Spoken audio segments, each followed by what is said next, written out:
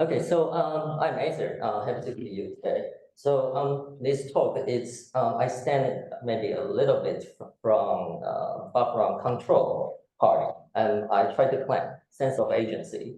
It's more related to inference process. Okay, and so this is a very simple behavior experiment, but I will show you more rich evidence. Yeah. So in this talk, I first want to first define the sense of agency. In this talk is the same as sense of control. So there's no difference between agency, sense of agency and sense of control, which means sense of agency in this talk refer to the conscious experience of being in control over one's action or body or environment outcome. Okay. So we in the previous psychological paradigm, we always very focus on the kind of the passive comparison between how our prediction about future sensory state and our real sensory feedback. And somehow we, in comparative model, we somehow feel the prediction error can just magically produce a sense of agency. And I try to tell you this is just maybe like 50% of the whole story. Action really matter in this story. So back to the definition of the sense of agency. So the unconscious experience about being in control is kind of tricky. So the important thing is, how do you know? How do you know how much your control capacity you really have? Because you are locking your brain is locked inside the skull.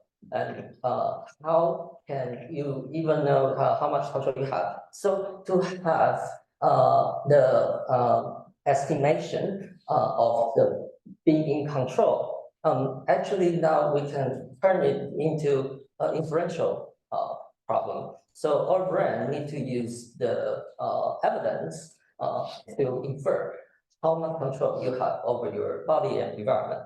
So if we take this inferential perspective, we will see this whole story is really weird. So first is when we want to do the better inference, in this past story, we just do a passive comparison. But it's kind of correlational data, right? So, but if we have in real daily life, we have a lot of degree of freedom to perform different action, and we can actually choose a good action policy to try to maximize the evidence to have better inference about our capacity of control. So that's the first thing that missing in the past story. And the second thing is, so if we are just doing a comparison, we kind of get just correlational data. But sense of agency or the control, it implies you need to know what's the cause of the sensory change. So the causal inference here is more than just correlational relation. And so if we have action, we have different action policy to select, and there's no way to prevent us to generate more causal evidence to have a better inference. Okay. So so in general, what's this story different from the perceptual inference? Of course, first thing is very ironically, action always involved in the sense of agency study, but less people really study how action affects how we select action and how we use action to generate more causal evidence to have a better inference about our capacity of control. And also, this is not just simply correlational, and we really know what caused the current sensory change. It's caused by me, if I'm controlling it, or it's by something else in the environment. Maybe I can also reform this a little bit informational theory perspective. So in general, we can kind of conceptualize this as a communication between your past action system to your future recognition system. And you need to send the information through the information channel to your future. So if we can consider that if we add noise in the information channel, what do we usually do in real-day life? We just wait for the signal. No, we develop more better protocol, communicative protocol. We develop more robust code for against the noise distribution in the channels, right? So there's no reason that we cannot also do the same thing in the to infer our tensor agency. So in this story we are estimating the channel capacity of this information channel. So we definitely can select the different action to get away from the current noise distribution. Okay. So we have some kind of hypothesis here. So if the sense of agency is really some kind of active causal infer, then we probably can first select good action policy that can be recognized in the noise environment by the recognition system. Okay. The second thing is it's not just a correlational inference, right? So we definitely can choose the action policy that generate more causal evidence for our inference. And finally, if we really do this active way of inferring our control, then combine exploration and intervention, then we should try a lot explore the control capacity in the current environment. Okay, so let's do this. Okay, and this experiment is very simple and developed by my PI, Professor Wen for a long time. And so participants control a computer mouse, and there is a target on the screen. And we can inject the noise to the motion trajectory in this task. So there are two different tasks. One is control judgment task. Yeah, okay. And so it's purely judgment. So when you move your mouse 5 seconds, and then you at the end of the trial, you need to answer whether you can control the target or not. And the second one is control detection test. So there are 3 different objects on screen. And at the end of 5 second movement, free movement, you need to choose which one is the target that you can control. And the 2 tests are designed in purpose. So the first involves more decision boundary, personal decision boundary. So some people may have a strong judgment that I don't think they are controlled by myself. So this one is more subjective, and the second one is more objective to know how their sensitivity to detect self-relevant information. Okay. So and we add 2 types of noise into the trajectory. So first is degree of control, which is we can combine our current direction with some pre-recorded trajectory with different levels. So like mixing our own trajectory with pre-recorded trajectory. And then the second one is the rotation. So some half of the trial we rotate the direction 90 degrees. Yeah. Okay. Okay. So sorry. So yeah, then we can inject the 2 types of noise, and so it's not their performance may vary from different conditions. And I want to take another here. So you can imagine, like when you're doing this task, you have your own trajectory, and usually, not usually, in this study, we call this self-generated the volitional data. For example, volitional trajectory. And the one after manipulation by the computer, we call it display trajectory. So for example, in the control judgment test, we have 1 volitional and 1 display trajectory after every one. So 25 participants, and this is just the raw data from we published in another preprint.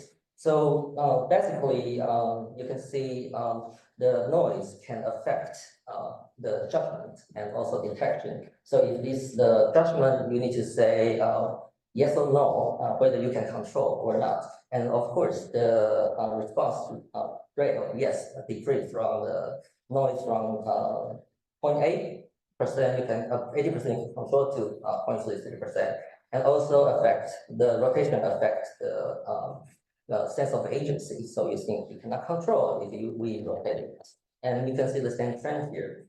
But this is now the point today. Okay, so the interesting things start from here. So as we say, this is very noisy environment. What can the participant do in this task? So actually, they exhibit some kind of pattern creation behavior. And this pattern creation, like you can see, there's a periodic pattern.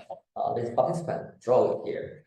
And this pattern creation behavior is very idiosyncratic between different participants. But you can see they are drawing different pattern in the whole experiment, but very stable and consistent across the same across different trial and task as well. So which kind of means that in their internal representation of their motor system, they have a probably very stable, consistent, and low-dimensional representation that allow them to generate such kind of trajectory. Okay, so first, we now know they are not randomly doing this task. Somehow they create. This is the pattern. Now we can call it action plan in this task. And this action plan is very idiosyncratic across participants. So each one somehow in their life developed a different motor representation for this. And because it's repeated, so we can probably know the motor, the action plan repertoire is internally it should be low dimensional manifold. Yeah.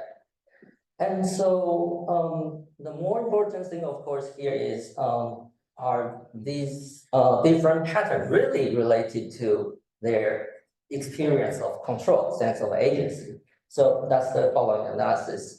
Okay, so because this everyone exhibit very idiosyncratic action plan. And also this is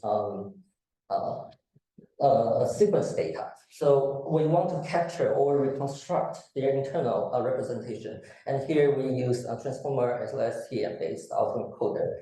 And so we can, so for autoencoder, you have the encoder part and hidden bottleneck and also decoder, right? And so we can try to compress the 1 second motor sequence, which is 120 dimension into 16 dimension bottleneck here. And the purpose here is, okay, so this is kind of mimic the action system for the decoder, and also the recognition system, the encoder, and also the hidden representation of their high-level motor plan. Okay. This is more detailed structure of the model. So basically, the model is trying to reconstruct the input motor sequence, and to we hope the model eventually can well capture the individual motor representation that's action plan in our study. And so we train every participant, train a model for a participant, and so to capture their unique motor plan representation here. Okay. So roughly, this is the data pipeline. So we have a trajectory, and we can slide it into the 1 second time window, moving window. And this trajectory is generated, of course, by the motor sequence, the velocity of the moving. And so with the encoder, transit encoder, we can embed the whole motor sequence into the action plan space. And this will be our main analysis target in this study.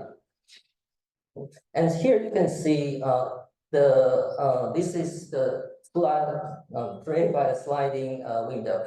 And even sometimes you can see even at the adjacent time point, it can cross a very huge distance in the action plan space. So which means they change their action plan in somehow in this trial. So this is the trial-by-trial analysis, and we train the auto-encoded by the trajectory from control judgment test. So if we want to make sure this generalizability, we can test it first in the control detection test. Okay, so as we previously mentioned, we have the relational model. This is a self-generated sequence, and of course there are 3 targets displayed on the screen. So we can use the encoder to find their action plan in the action plan space. And from here, we first hear about their correlational relationships. So because one point of the action plan represents a whole sequence of 1 second sequence, right? So we can compute the similarity based on some geometrical relationship. Here is simply the Euclidean distance. So we can compute the 3 similarities based on the distance between the self-generated, the relational, and the display. And the important thing is the second one. So if they really care about causal evidence, then they should also try to track the direction, the dynamic of the action plan. So we can consider that I am now performing one action plan in this. I'm now using one action plan, but if I really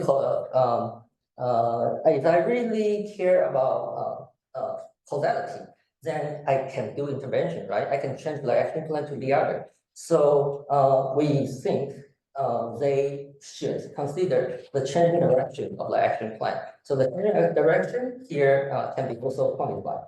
And so you can, from one trial, you can see this, we have 2 figures here. So one is based on the distance, geometrical distance in the action plan space. And one is based on the dynamical distance here. And we have 3 different targets. Eventually, they form a different distribution.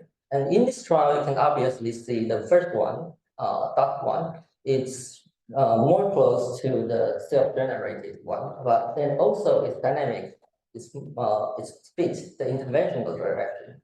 So then we can use non-parametric wave RC curve to select the one as our prediction of their choice at a single trial. Okay. And we think if this is really the way they try to infer their sense of control, and this should be a good fundamental principle that across different trials, different conditions, and even different participants. So we can gather all the data from condition and participant and try to see how we can explain their behavioral pattern. Okay. So eventually, the correlation can reach 0.9. So you can see it's nearly explained the majority of the response. And the next one, so of course, we now use the correlational and also causal evidence to guess their inference result. And we can actually, in this analysis, we can just mask out the dynamic part and consider whether they can predict their behavior pattern as well. And you can, from here, you can see if we take out the the causal evidence, then the prediction just dropped to about 0.7. Yeah. And so here we try to say even the adjacent difference of the time window, and actually it's just 1/60 seconds, but the difference is important because they consider that's the interventional evidence. Okay. So maybe back to a very beginning question. So in the previous story about sense of agency, people care about sensory motor contingency. And so in this experiment, okay, if we just simply use simple sensory motor contingency, can we predict as the same performance as before? Okay. So we can, because we control the speed of the target and the relational movement. So we can just compute the cosine similarity between the direction. And so we consider this as a micro action. And because the action plan is a whole sequence, so you can say it's a macro action. So from macro action, we can also do the same analysis again. And you can see the correlation just dropped to 0.5. It's a huge drop. So they actually don't really care moment to moment, less care moment to moment sensory motor contingency. They really care about what they create. They actively create the action plan and use it for the inference. Yeah. Okay. And we can roughly go through the control judgment test. So the same thing, we can do the same analysis. And so the first, the little bit different is here, we try to account for the individual difference of the decision boundary. So we can use logistic regression and put the action plan and action dynamic plan dynamic data into the logistic regression and try to predict leave one out trial. So and then we can also again trial by trial predict their choice. And the first is if the prediction and the real response, we can reach the 0.92. Again, nearly the action plan data can explain their final choice. Okay. And here we can also try to see whether the correlational or causal evidence affect their decision. And because we use the logistic regression, so we can just see their coefficient, whether they are different from 0, and can see it's very significantly both the correlational coefficient and the causal coefficient that's significantly different from 0, which means they take both evidence into account to infer their potential capacity. Okay. Okay, so maybe final part. So far, so we see they actually create some computation code that is useful for this current test with the current noise distribution. And we also can see they actively use different causal evidence to enhance their inference. So final thing is whether they really do this effectively. And so the final analysis, we want to focus on their action plan diversity. So you can consider two situations. If you are in a no noise environment, okay, and you perform one action plan, very quickly you understand because it's no noise, so the evidence accumulation is fast. So very quickly you understand you can control the target in this way. So what do you want to do next if you still have time? So if you are really trying to infer the capacity of control, then you probably will try to change the action plan and make the new action plan more orthogonal to the previous one to get the most information again. And so for the low noise trial, we predict they should show a higher action plan diversity like this. And for the no noise trial, they probably hard to get accumulate evidence quickly. So they probably will not change the action plan a lot. And so to analyze this, we can, okay, so for example, this is the high action diversity trial, and we can map the data into the action plan as we do. And this is low diversity trial. And then we can try to measure their dimensionality in this trial, try to see how much dimensionality they use. And so we can perform PCA on the action plan data and then try to fit the explained variance distribution by exponential distribution. And then finally get a dimensionality measure for each part. So, okay, so this is the result. So the top one is control detection test. The bottom one is judgment test. And you can easily see when the noise is low, it means 80% control and no rotation, the dimensionality is higher. And when you increase, yes. Oh, yeah, that's true. Okay. Okay. So yeah, you can see they really show different dimensionalities. So that indicates when you have chance, you have degree of freedom of action, you perform more actively and try to infer the control capacity. The one final thing, so we also have a 25 schizophrenia subject, and I don't want to go through everything, but the most important thing is if we analyze their the dimensionality to quantify their diversity, they actually show very low action diversity. And that also reflects in their behavioral data, and I will skip that. Okay, so I think that's all. So I want to say is, yeah, this paper actually now it's also in the bioarchive, and so you can download it. And so I want to say in the previous story of sense of agency, it's very just half 50%. And if we really try to include the action part, we actively can create and generate causal evidence to infer our control capacity and finally form sense of agency. And this part is totally overlooked in the previous research. And we hope the future research people can really take this seriously into account. Okay, thank you.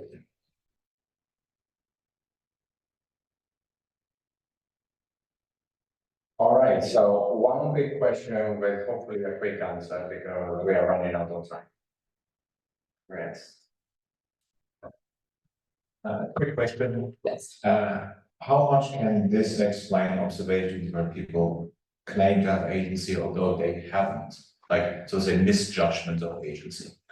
So actually in this control judgment test, that's actually try to measure that. So the judgment is yes, no. So if you have a strong bias, like we really have control, but you don't think, or we really don't have control and you think. And the point here is in both health and patient participant, we can still use the action plan to very well explain their final decision. And so for this kind of subjective judgment, since they very well follow the action plan and try to do it in the internal space, but that's for it. Yeah. All right. So, is there a quick question we have for quick answer?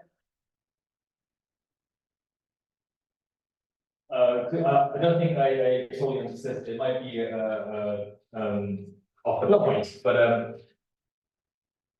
from these experiments, as you say, it looks like sense of agency is about inferring the cause of the action. Yes. But I was wondering if it's because the task is such that you need to make such kind of inference, whether the same principle applies to more mundane experiences of agency where you're not specifically asked to detect whether this action is yours or not. Okay, a very good question. So I think in reality, we always face the trade-off between this goal-oriented exploration and the inference-oriented exploration. What I mean is, when you want to do a task, you not only need to reach the goal, you also need to understand how much control you have. So in real day life, definitely, some of degree of action, freedom of action is used for inferring the control, and some of it to achieve the goal.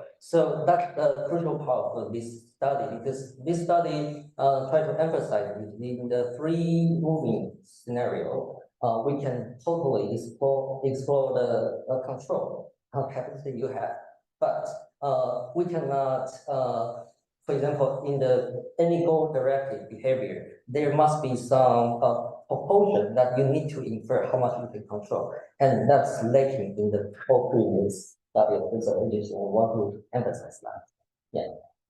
All right, let's thank our speaker once again.